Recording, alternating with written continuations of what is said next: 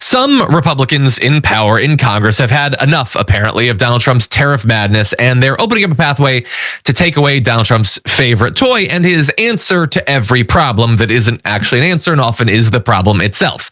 And the threats to Donald Trump's mad tariff regime come in multiple forms. First of all, he's been fighting with the Supreme Court, who is taking absolutely forever to rule on that. But even as we're waiting for that, House Republicans are moving forward with a way to take away his unilateral power. Now, the reason it's unilateral is they can't vote to stop it because Mike Johnson has just made it literally impossible to have a vote. He doesn't want them exercising their constitutional responsibilities. He doesn't want them having power. It's all about just laying down to Donald Trump, and they don't like it anymore. So we're going to get to that and the progress we've had on that. But first, just the latest example of why Donald Trump is not responsible enough to have this power. Here's something he said recently. We had a $42 billion deficit, and we weren't taking anything. I said, well, we have to do something because we have to even that up a little bit. I didn't have to get everything at one time. So I put on a 30% tariff, which is very low. Still, we were having a big deficit, but it was half the deficit. Then I got an emergency call from, I believe, the Prime Minister of Switzerland, and she was very aggressive, but nice, but very aggressive. Sir, we are a small country. We can't do this. We can't do this. I couldn't get her off the phone. We are a small country. I said, you may be a small country, but we have a $42 billion deficit with you. No, we are a small country. Again and again and again. I couldn't get her off the phone. So it was at 30%. And I didn't really like the way she talked to us. And so instead of giving her a reduction, I raised it to 39%. I just want everyone to remember that the next time you are told that a woman cannot become president because she will be too emotional.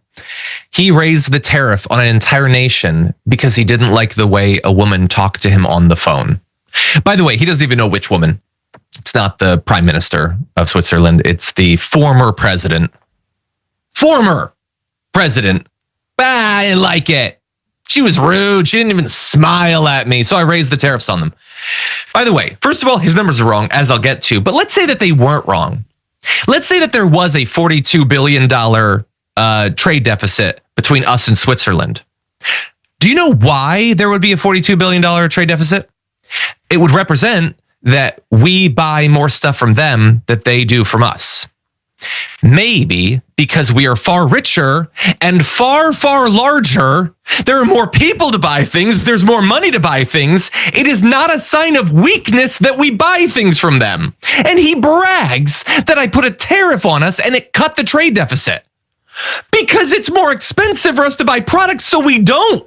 How is that good for anyone? That now we can't afford to buy things from them, and I'm supposed to cheer for you? I'm supposed to clap? That's not how it works. The numbers also, by the way, aren't how it works. We don't have a $42 billion trade deficit. We have an $8.6 billion trade deficit, which, considering the difference in size and wealth of our nations, is actually amazingly close. And so, do something. Stop this madman.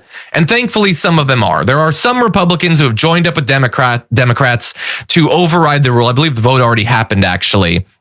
Just enough of them, 3 House Republicans, have made it so that now there can actually be a vote on stopping some of these tariffs. One of the things they might move on soon is the insane tariffs against Canada, which have been so devastating to our country and to our corporations. That actually remains to be seen, Sharon, what they'll do in practice. But this entire thing, my God, we got to get past this dark part of America in terms of the economy. What do you think? This dark part of American history. And you said just 3 of them, huh? After all the pain, after all of the desperation Americans are going through, only 3 of them decided to just hitch a giddy up and say, okay, I guess we'll do a little inch closer to this vote in the finish line here and take back some of the power away from this madman. I think the University of Pennsylvania is a wonderful Ivy League school, but we've got to investigate everything at this point. He's so dumb. Everything he's doing is so dumb. Did you go to business school? Do you know anything about business? It seems the answer would be no, and no one around you can stop you.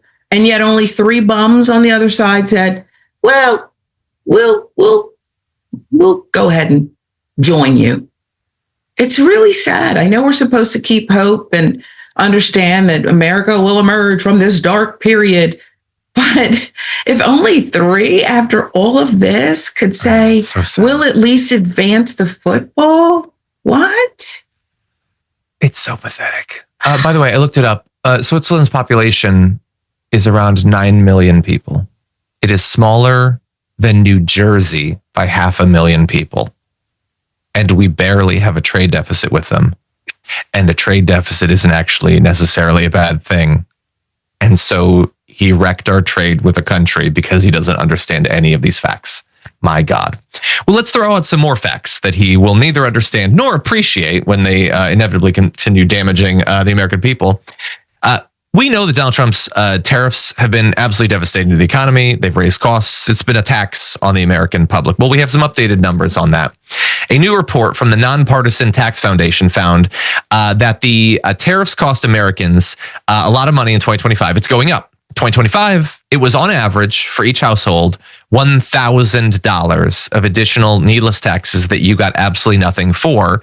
It's going to go up 30% for 2026, $1,300 that you will pay because Donald Trump didn't like how Macron looked at him, and he didn't like this country, and they were really mean to us. So every single household, your household and the one down the street and the next one, $1,300 in extra taxes on you, as they massively cut taxes on the wealthy last year.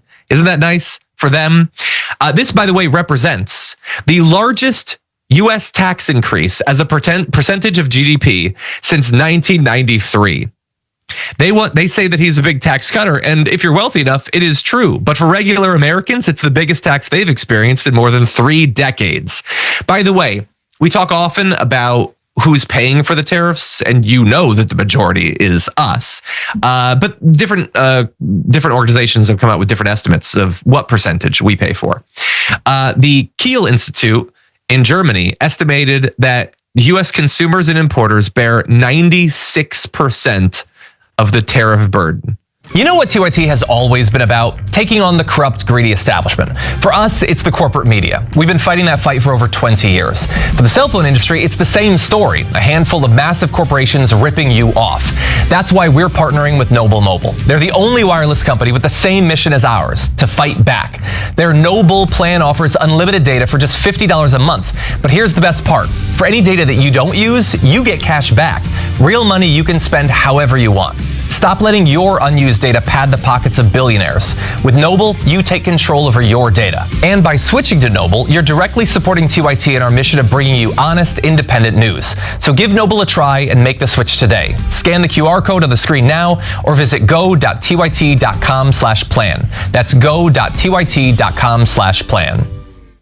This is arguably the dumbest sustained policy a United States president has ever pursued. And appropriately, it's because we have the dumbest president that we've had possibly in centuries. Sharon, what do you think? I mean, that's the only way to put it. But again, I know this is getting old, but why? I say to my fellow Americans, why are we doing this? Anybody who is supporting this nonsense has got to go. Why are we allowing this? This is, even though he's seized power and he's been declared a king and all of this nonsense that he's doing that's hurting us, there's still an easy route to get him the hell out of here and restore some sense of American life that wasn't perfect to begin with, but it sure wasn't this. It wasn't this.